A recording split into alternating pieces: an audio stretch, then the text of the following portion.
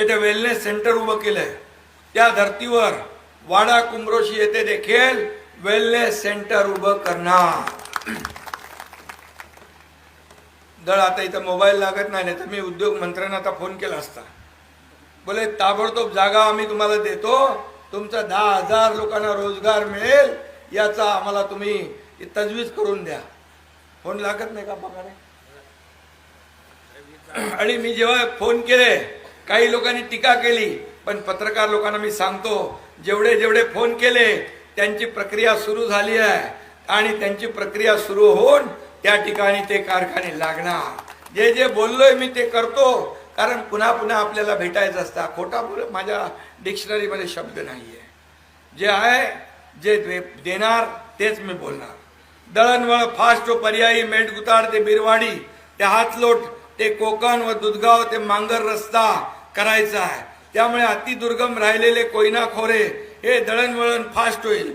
मेटगुताड ते बिरवाडी ते हातलोट रस्ता आलाय ना पुढेपर्यंत, कोकणामध्ये जोडायचं राहील, तो जोडायचा राहिलाय, त्याला आपण जोडू। त्यामुळे दळणवळण यंत्रणा आपली चांगली होईल।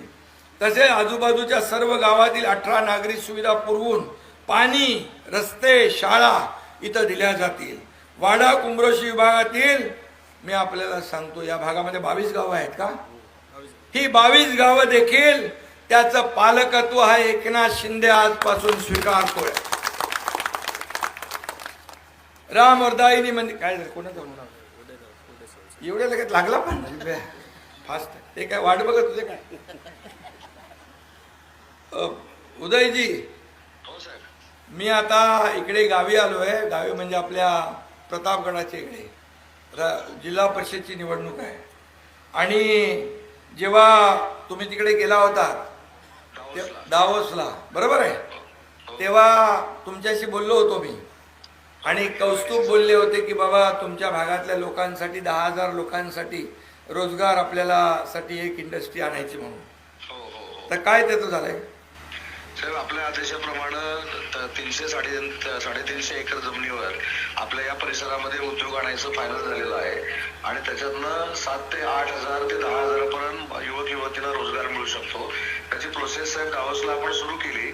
आता आचारसंहिता संपल्यानंतर त्याची बैठक होऊन तो प्रोजेक्ट नक्की त्या परिसरामध्ये कुठे करायचा आहे त्याचं फायनलायझेशन होईल। पण तुम्ही सांगितलेल्या ठिकाणी हा MIDC मार्फत प्रोजेक्ट होणार आहे। चला ठीक आहे, धन्यवाद। आणि हे तुम्हाला का आठवण आली तुमचं CNGचं इथं करायचं म्हणून, पण मुख्यमंत्र्यांच्या सोबत असलेले कौस्तुभ दवसे यांनी मला स्वतः फोन करून सांगितलं की आम्ही दावोसला चाललोय, आमची इच्छा आहे तुम्ही गावामधल्या मला इथला तरुण बाहेर जाता कामा नाही रोजीरोटीसाठी। हे त्यांनी मला सांगितल्यानंतर मी ताबडतोब उदय सामंतांना सांगितलं आणि मला वाटलं सातारा MIDC मध्ये काय तिकडे प्रकल्प देणार आहेत।